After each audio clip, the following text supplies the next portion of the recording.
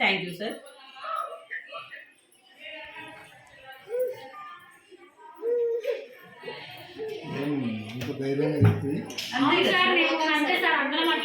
అందరు sir it is the decision of my team, not my.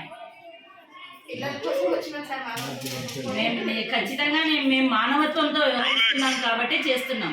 ఇది నా ఒక్కడిదే కాదు. అంటే అట్లా కాదు, ఇన్ జనరల్ గా మనం స్ట్రైక్ లో ఎప్పుడైతే ఉంటామో బ్యూటిఫుల్ చేయకూడదు. నేను యాజ్ ఎ లీడర్ గా చెప్తున్నా, అంటే మీది కాంట్రాక్ట్ బేసిస్, మాది పొజిషన్ వెళ్ళి. హలో, గుడ్ మార్నింగ్ అండి.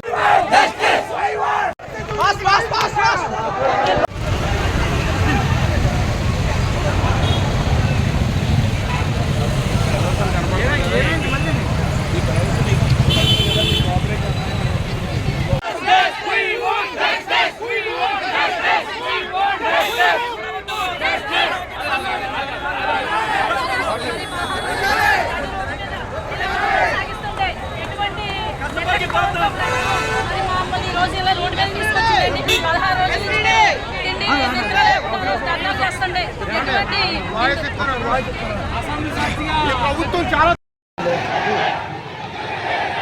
మళ్ళీ ఎలా తినేదండి మళ్ళీ తోలుకొస్తాను.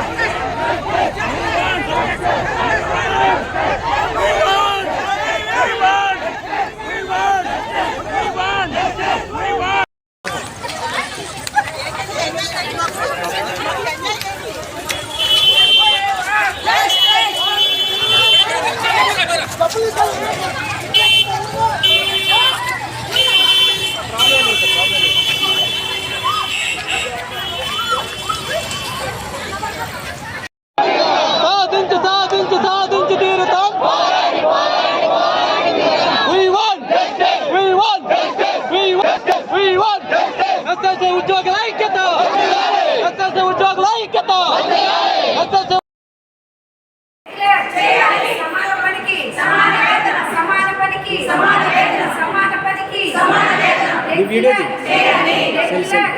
ఇదే కంటిన్యూ చేస్తాం.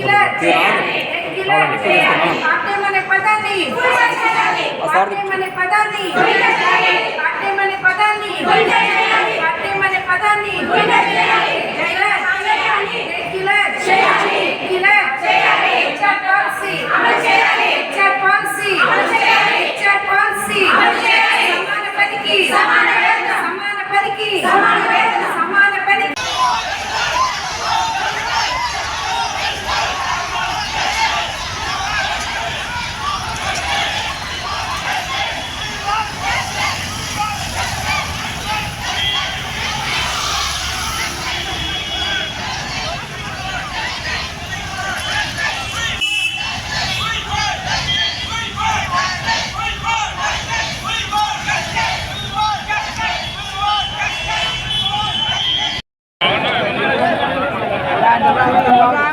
దీనికి మూడింతలు వేసిపోయినారు ఎందుకు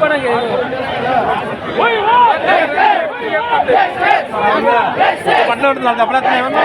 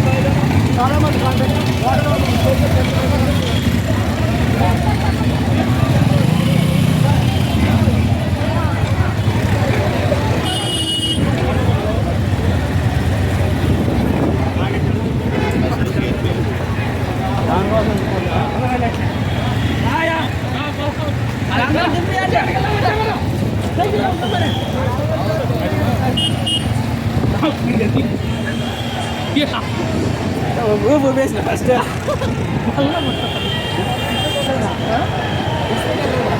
ఇక్కడ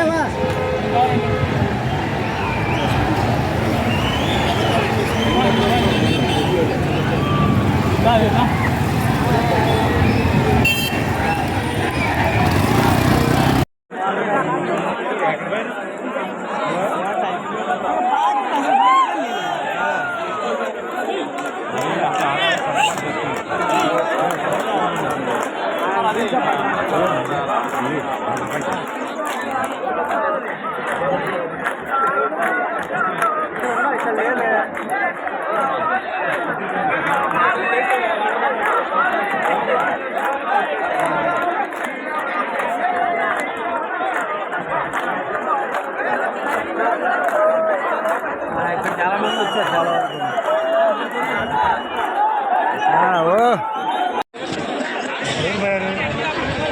కనిపిస్తుంది సార్ అప్పుడు అబ్బారా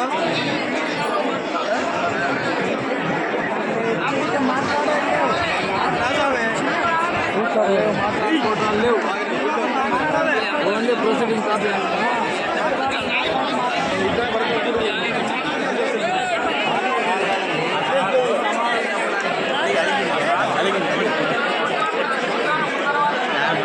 దయచేసి తీసి మీడియా మిత్రుల్ని పోలీసు అన్నలు రానివ్వట్లేదు కదా, సోషల్ మీడియాలో పెట్టండి మాట్లాడి ఎవడ ఆపుతాడో చూస్తాను. తీసారా? నా పేరు మహాలక్ష్మి, సిహెచ్ మహాలక్ష్మి. సిహెచ్ అంటే చెన్న మహాలక్ష్మి. నేను వైజాగ్ నుంచి వచ్చాను. నేను సైట్ ఇంజనీర్ని, డిప్లొమా చేశాను. 15 సంవత్సరాలు పూర్తి చేశాను. ఈ సమగ్ర శిక్షలో నేను పని చేసి 15 సంవత్సరాలు పూర్తి చేశాను. 100కు పైగా స్కూల్ పిల్లలు ఉండడానికి బిల్డింగ్లు కట్టాను. ఎన్నండి? 100కు పైగా భీమిలి మండలం, పద్మనాభ మండలం 100కు పైగా స్కూల్ పిల్లలు ఉండడానికి స్కూల్ బిల్డింగ్లు కట్టాను. వాళ్ళు బాత్రూములు వెళ్ళడానికి, వచ్చలేయడానికి బాత్రూములు కట్టాను. వాళ్ళు బయటకు వెళ్ళకుండా లోన్ ఆయి ఉండడానికి కాంపౌండ్ వాల్స్ కట్టాను. ఈ రోజు కేజీబీ పిల్లలు అనాథులు క్షేమంగా ఉండడానికి బిల్డింగ్లు కట్టాం. ఈ రోజు జగనన్న అమ్మఒడి అంటున్నారే, అది సిఆర్పీలు ఫోన్లో పెడితేనే అది జరుగుతుంది. ఈ రోజు జగనన్న కిట్టు అంటున్నారే, ఆ కిట్లో ఏంటో తెలుసా? పుస్తకాలు ఉంటాయి, నోట్ పుస్తకాలు ఉంటాయి, టెక్స్ట్ పుస్తకాలు ఉంటాయి, షూలు ఉంటాయి, సాక్స్లు ఉంటాయి, బెల్ట్లు ఉంటాయి, సాక్స్లు ఉంటాయి. ఉన్నానమ్మా, ప్రతి ఒక్క ఐటమ్ దేనికి విడివిడిగా పెట్టాలి. పుస్తకాలు ఇక్కడే పెట్టాలి, పెన్నులు ఇక్కడే పెట్టాలి, సాక్స్లు ఇక్కడే పెట్టాలి. ఆగండి, ఇది కలిపితే ఉద్యోగం తీసేస్తా, అది ఇక్కడ పెడితే ఉద్యోగం తీసేస్తా అన్న. నాకు అర్థం కావట్లేదు. నువ్వు నాకు ఎంత ఇస్తున్నావే జీతం? 1,00,000 ఇస్తున్నావా? 50,000 ఇస్తున్నావా? 40,000 ఇచ్చావా? 30,000 ఇచ్చావా? నువ్వు ఎంత ఇస్తున్నావు? నువ్వు ఎంత జీతం ఇస్తున్నావన్నా? నేను మాట్లాడిన నువ్వు మాట్లాడు. నీకు ఇష్టం మైకో. కడుపు రగిలిపోతుంది, ఆకలి కాకలు వేస్తుంది. సమగ్ర శిక్షలోని ఒక సైట్ ఇంజనీర్ కాదు, ఒక సిఆర్పి కాదు, ఒక ఎంఎస్ ఆఫీస్, ఎంఈ ఆఫీస్ లోని ఉన్న సిబ్బంది 9 విభాగాలు ఉన్నాయి. 25,000 కుటుంబాలు పని చేస్తున్నాయి. అన్నా, నువ్వు నాడు నేడు గొప్పగా చెప్పుకుంటున్నావు, అమ్మ ఒడిస్తున్నానని గొప్పగా చెప్పుకుంటున్నావు. జగనన్న గోరుముద్ద అంటున్నావు, చక్కీ అంటున్నావు, గుడ్డు అంటున్నావు, గాడిద గుడ్డు అన్నావు. ఇవన్నీ ఎవరు చేస్తున్నారు? నువ్వు లక్షల జీతాలు టీచర్లు చేస్తున్నారా? మేం చేస్తున్నావు, కాంట్రాక్ట్ ఎంప్లాయీలు చేస్తున్నావు. మా శ్రమను దోచుకుంటున్నావు. అలా ఒక జలగ పడితే ఉప్పు నీళ్ళేస్తే పోతుంది, కానీ నీకు ఏం చేస్తూ నువ్వు పోతావన్నా. మాకెందుకు ఇంత శోభ పెట్టిస్తున్నావు? మేమేం అడిగామన్నా? 1,00,000 రూపాయలు జీతం అడిగామా అన్నా? మేము 1,00,000 జీతం అడిగామా? 50,000 ఇస్తున్నావా? 40,000 ఇస్తున్నావా? లేక 30,000 ఇస్తున్నావన్నా? ఎంత ఇస్తున్నావన్నా? అన్నా, ఉదయం వెళ్ళిపోతే రాత్రికి వస్తావన్నా. ఉదయం వెళ్ళిపోతే రాత్రికి వస్తాం. డ్యూటీకి వెళ్ళాము అంటే అమ్మవే వాట్సాప్లో ఎక్కడున్నావు అంటావు. పెట్రోల్కి డబ్బులు ఏమైనా ఇస్తున్నావన్నా? 2 మండలాలు తిరుగుతున్నావు, రోజు తిరుగుతాం. పెట్రోల్ డబ్బులు ఇస్తున్నావా? మా పిల్లలకి పోని జగనన్న అన్నావు, మా పిల్లలకి మేనమామ అన్నావు. నువ్వు అమ్మఒడి ఇచ్చావా? మాకు ఇల్లు ఇచ్చావా? రేషన్ కార్డు ఇచ్చావా? ఆరోగ్యశ్రీ ఇచ్చావా? ఏమి ఇచ్చావన్నా?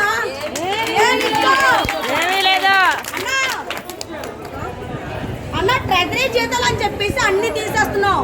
ట్రెజరీ జీతాలు ఎంతన్నా? 14,000 లేక 22,000. 22,000 జీతం ఇచ్చి మమ్మల్ని ఇలా రోడ్డు మీద నిల్చోబెడతావా అన్నా? నేను విజయవాడ రావడానికి నా దరిద్రం ఉల్లిపాయలు కొంటున్నాను బాబోయ్. పోలీస్ అన్నా, పోలీస్ అక్క నన్ను వదలండి, ఉల్లిపాయలు కొనడానికి వచ్చాను బాబోయ్ రావాల్సి వచ్చిందన్నా. అన్నా, గాంధీజీ స్థాపించిన రాజ్యంలో ఉన్నామా? ఇందిరామ్మ ఉన్న రాజ్యంలో ఉన్నామా? ఏ రాజ్యంలో ఉన్నామన్నా? నాకు అర్థం కావట్లేదన్నా. అన్నా, నాకు ఎక్కడ అర్థం కావట్లేదన్నా. కానీ ఒకటి జగనన్న మాట ముందు అన్నా అంటున్నాను, మాట వెనక అన్నా అంటున్నాను. నేను నీ ఎంత ఫ్యాన్ ఒకసారి ఆలోచించు. నేనే ఓటైన అంటున్నానంటే టీడీపీ వాళ్ళు ఇంకేం ఓటేస్తారన్న? నీకు ఎవరు ఓటేస్తారన్న?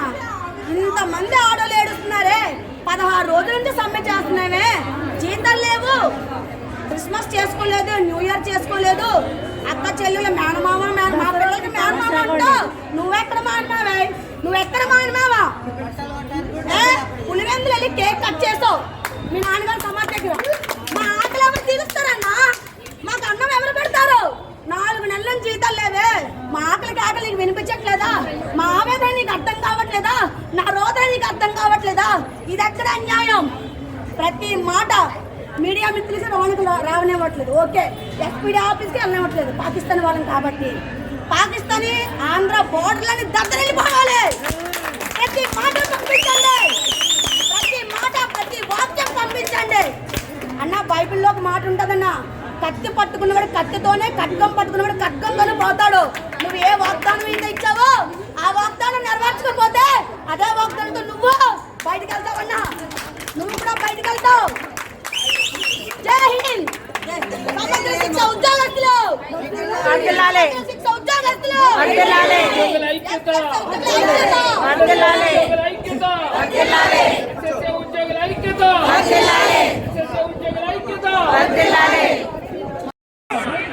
మన హెచ్ఆర్ పాలసీకి సంబంధించి నిర్దిష్టమైన హామీ లభించింది. అధికారులు సానుకూలంగా ఉన్నారు. అయితే దీనికి సంబంధించిన ప్రాసెస్ ప్రారంభం కావాలి. దీనికి అవసరమైన కమిటీని ఏర్పాటు చేయాలి. ఫైనాన్స్ డిపార్ట్మెంట్ వాళ్ళని కూడా ఇన్వాల్వ్ చేయాలి, రేపొద్దున అడ్డు తగలకుండా ఉండడం కోసం. సో ఈ ప్రయత్నాలన్నీ కూడా చేస్తామని చెప్పి అన్నారు.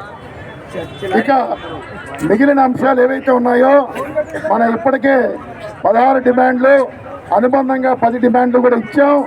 ఒకసారి ఆల్రెడీ మంత్రి గారి దగ్గర చర్చలు ప్రారంభమైనందున మంత్రి సమక్షంలోనే మరో దఫా కూడా చర్చలు జరిగి నిర్దిష్టంగా మినిట్స్ మనం రాసుకోవాల్సిన అవసరం ఉంది. అయితే ఈ ప్రాసెస్ అయ్యే వరకు కూడా మన సమ్మె కొనసాగుతుంది.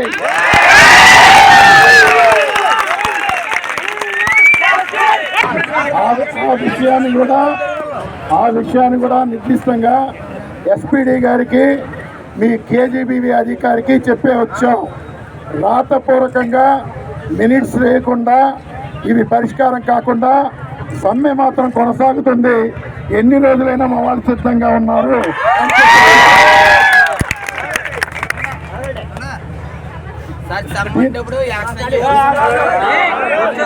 మనం నోటీస్ ఇచ్చి సమ్మె చేస్తున్నాం. సమ్మె కాలంలో ఎవరు ఏ నోటీసులు ఇచ్చినా మనం జవాబు ఇవ్వాల్సింది అవసరం లేదు.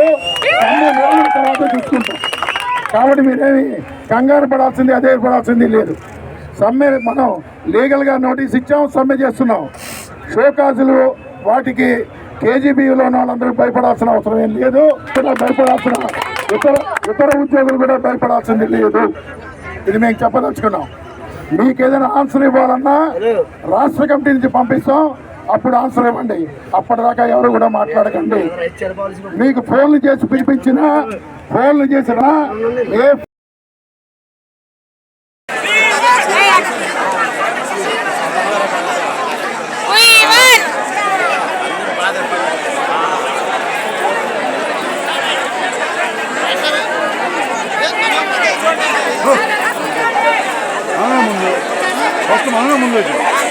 అప్పుడు ఐడి కార్డు కూడా ఇప్పుడు మాట్లాడతాం మిమ్మల్ని ఉద్దేశించి.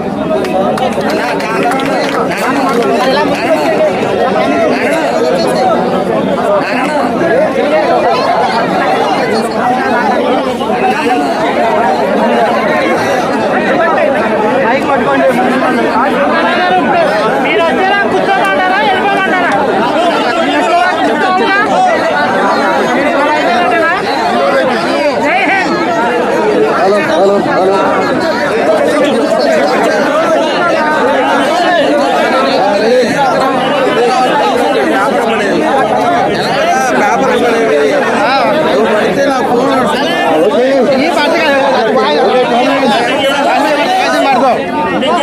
మీరందరూ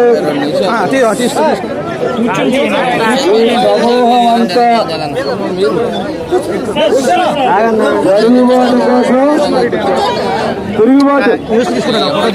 తిరుగుబాటు కోసం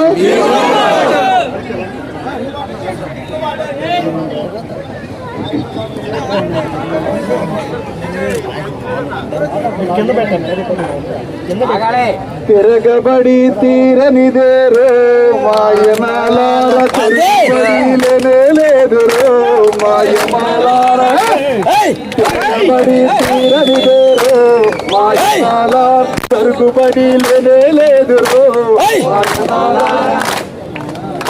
జరుగుబడి కోసం తిరుగుబాటుది. ఎంత సమూహాన్ని, ఇన్ని వేల మందిని కాగితం ఇస్తే మాట్లాడినటువంటి పెద్దలు, మెమరాండం ఇస్తే స్పందించినటువంటి మంత్రులు, మీరందరూ కూడా 25,000 మంది ఐక్యంగా సమ్మెకులోకి పోవడం వల్ల ఈ రోజున ఎస్పీడీ ఇక్కడ రావడం వల్ల ఎస్పీడీ మళ్ళీ పిలిచాడు. ఓకే, మంత్రి ఒకసారి మమ్మల్ని చర్చలు పిలిచాడు 19వ తేదీన. 4.5 గంటలు వెయిట్ చేశాం. మీ ఎస్పీడీ లేనందువల్ల ఈ చర్చలు జరగలేదని చెప్పి ఆయన చర్చను వాయిదా వేశాడు. దానికి సారీ కూడా చెప్పడం జరిగింది. అంటే ఎస్పీడీ లేకుండా నువ్వు సమావేశం ఎట్లా నిర్ణయించావు? ఎస్పీడీ లేకుండా నువ్వు సమావేశం ఎట్లా నిర్ణయించావు? సారీ అన్నాడు. ఓకే, మీరు ఇక్కడ తప్పట్లు కొడుతున్నారు. ఎస్పీడీతో మాట్లాడిన చర్చల్లో ఏదో అయిపోయిందనేటువంటి భ్రమలు మీకు వద్దని చెప్తున్నా. అర్థమైనా? హామీ ఇవ్వాల్సిందే రాష్ట్ర ముఖ్యమంత్రి, పరిష్కారం చెప్పాల్సిందే రాష్ట్ర విద్యాశాఖ మంత్రి. హెచ్ఓడీలు కేవలం కాగితాలు పైకి నడిపే వాళ్ళవే తప్ప మా చేతుల్లో ఏ అధికారం లేదని చెప్పిండు. అయితే మరి సమ్మె చేస్తున్నటువంటి కేజీబీవీలకి మరికొన్ని సెక్షన్స్ వాళ్ళకి టెర్మినేషన్ ఆర్డర్ ఎట్లా ఇస్తామని చెప్పి ప్రశ్నించాం. సమస్య నీ దగ్గర పెట్టుకుని, పరిష్కారం నీ దగ్గర పెట్టుకుని, ఇన్ని వేల మంది సమ్మెలోకి వచ్చిన తర్వాత ఏ సమస్య పరిష్కారం చేయకుండా మీరు విధుల్లోకి అని చెప్పడం, విధుల్లోకి పండి అని చెప్తే ఏం న్యాయం మీకని చెప్పి ప్రశ్నించాం.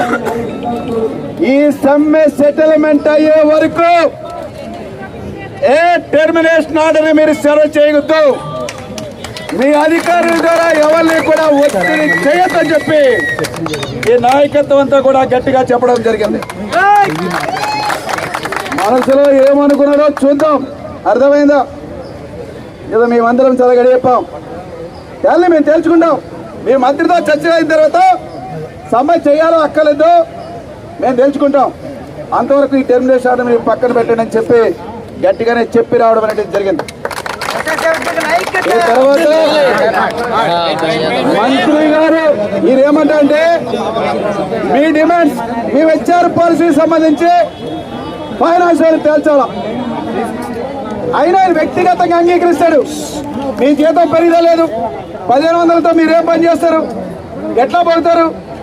వ్యక్తిగతంగా మన బాధల పట్ల సానుభూతిని వ్యక్తం చేయడం ఒక రకం, దాన్ని జీవాల ద్వారా పరిష్కారం చేయడం అనేది ఇంకో రకం.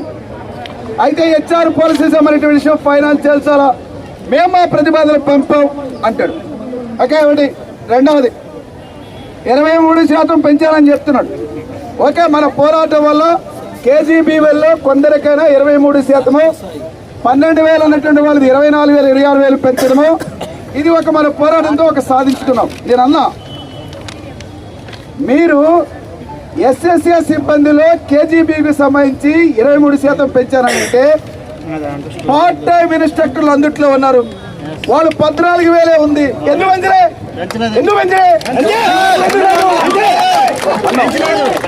సరే, ఏమనుకున్నాడు ఏదో దీని మీద కూడా ఇవన్నీ కూడా మళ్ళా అధికారులు చెప్పి ఇదేమైంది, ఫైల్ పెట్టామా, రైట్, ఓకే, దీన్ని ఇమీడియట్ గా మూవ్ చేయండి అని చెప్పాడు. అదే మీరు ఒకరికి న్యాయం ఏంటి, ఒకే దాంట్లో పనిచేసే వాళ్ళకి డివిజన్ ఏంటి, ఈ వివక్ష ఏంటి అని చెప్పి ప్రశ్నించాం. ఓకే, దానికి సంబంధించి సీరియస్ గా ఫైనల్ గా ఏమిటంటే ఆయన మాట్లాడాలి నోటి నుంచి వచ్చిన మాట అంటే మనం అన్ని అంగీకరించామని కాదు, మన డిమాండ్ రెగ్యులరేషన్ వ్యవహారం ఇవన్నీ ఉన్నాయి, అవన్నీ రాష్ట్ర ప్రభుత్వం పాలసీ డెసిషన్ గా తేల్చాల్సినటువంటివి. కానీ ఏమన్నదంటే వీళ్ళ మనవాళ్ళు చెప్పాడు 2017లో నాడు పిఏబి ప్రకారంగా అగ్రిమెంట్ చేసుకున్నది 20లో ఇచ్చారు. కానీ మీ ప్రభుత్వం వచ్చిన తర్వాత మాత్రం ఎవరికి ఒక్క రూపాయి కూడా మీరు పంచలేదు అంటే ఆ మాట మీద ఆయన అంటున్నాడు. విద్యాశాఖ మంత్రి మాకు ఆదేశాలు ఇచ్చాడు, ఎవరికైతే ఈ జీతాలు పెరిగినటువంటి వాళ్ళు ఉన్నారో వాళ్ళందరికీ పెంచే విధంగా మీరు ఫైల్ దగ్గర పంపించడం చెప్పాడు. ఆ రకంగా ఎవరికైతే కనీసం ఈ 23% కూడా పెరుగుదల లేదో వాళ్ళందరికీ సంబంధించిన ఫైలు మంత్రికి పంపిస్తాం, ఆ రకంగా ఆ మేరకు మీకు సానుకూలంగా మేము పరిష్కారం చేస్తామని చెప్పాడు. సరే దీని ఏదో మనం దీంతో సంతృప్తి పడిపోతామని కాదు, నేను అన్నా ఆయన మాట్లాడు విద్యాశాఖ మంత్రి సమగ్ర శిక్షలో పోస్ట్ లేనటువంటి వాళ్ళని రెగ్యులర్ చేసే ప్రసక్తే లేదు అని విద్యాశాఖ మంత్రి చెప్పాడు. ఓకే, పోస్టులు మంజూరు చేసిన మీరే, ఓకే, పోస్టు మంజూరు కాలేదు అనుకుందాం, మా సమాన పనికి సమాన వేతనం ఇవ్వండి, మా సమాన పనికి కనీస వేతనం ఇవ్వండి, మీ పోస్టు 6 మాకు రాలేవు ఎందుకు అని కూడా చెప్పినాం. అందువల్ల ఇవేదో మీరు కూర్చుని మీరే సెటిల్ చేస్తారంటే నమ్మకం మాకేమీ లేదు. కానీ మంత్రితో ఇమీడియట్ గా డిస్కషన్ జరగాలి. ఆ డిస్కషన్ కూడా ఏదో గత సమావేశంలో ఓవర్గా చెప్పినట్టు ఉండకూడదు, అది వ్రాతపూర్వకంగా ఉండాలి. టైమ్లీగా ఈ సమస్య పరిష్కారానికి నిర్దేశం చెప్పాలి. అది చెప్పే వరకు ఈ సమ్మె కొనసాగుతుంది. ఏం చేయాలో మేము తేల్చుకుంటాం. మంత్రితో చర్చలు జరిగిన తర్వాత ఈ రాష్ట్ర ప్రభుత్వ యొక్క స్పందన బట్టి మేము తేల్చుకుంటామని చెప్పి మాత్రం చెప్పడం జరిగింది. ఇది లోపల జరిగింది. తర్వాత పిల్లల పరీక్షలు మీకు లేదా ఆ సోయ మనకి లేకపోలేదు, కానీ నువ్వు దానికి బాధ్యత వహించాలి కదా, మమ్మల్ని బాధ్యత చేస్తావా? అధికారులు అంటున్నా మా తరపున మీరు మాట్లాడలేదని, మీ తరపున మాట్లాడడానికి మేము రాలే, వీళ్ళందరి తరపున మాటకు వచ్చింది. ఏమైనా ఫ్రెండ్స్ ఇవాళ అంగన్వాడీలకు దారి చూపించారు. నెక్స్ట్ 20వ తేదీ నుంచి మీరు సమ్మెలో దిగారు, తర్వాత 2-3 మళ్ళీ సమ్మెలోకి వచ్చారు. ఏమైనా సమ్మెలలోనే మనకి ప్రభుత్వాలు అర్థమవుతాయి. ఆనాడు పాదయాత్రలో ఆయన చెప్పినటువంటి హామీలు ఏమిటి, ఈ 4.5 ఏళ్లుగా ఏ ఒక్క సమస్య పరిష్కారం కాకపోవడంతో ఈ ఆక్రోశం, ఈ తిరుగుబాటు, ఇది రాష్ట్ర ముఖ్యమంత్రి అర్థం చేసుకోవాలా? మాట తప్పను, మనం తప్పను, చెప్పామంటే చేస్తామంటే ఎవరికాలి మాటలు, నువ్వు మాట్లాడకుండా మీ అధికారుల ద్వారా ఏ సమ్మె పరిష్కారం కాలేదు, ఎందుకు లోపలికి వెళ్ళలేదు, ఎందుకు సమ్మె నిర్వహించలేదు? ఈ లా అండ్ ఆర్డర్ అణచివేతల వ్యవహారాలు ఈ సమ్మెల సందర్భంగా కుదరవు. ఏదో ఒక పరిష్కారం ఈ రాష్ట్ర ముఖ్యమంత్రి చెప్పాల్సిన అవసరం ఉంది. ఆ రకంగా మంత్రి అధికారుల రకంగా ఒక స్పష్టమైనటువంటి హామీని ఇప్పుడే పరిష్కారం చేసే అంశాలేంటో తేల్చి చెప్పాలని చెప్పి కూడా చెప్పి బయట రావడం జరిగింది.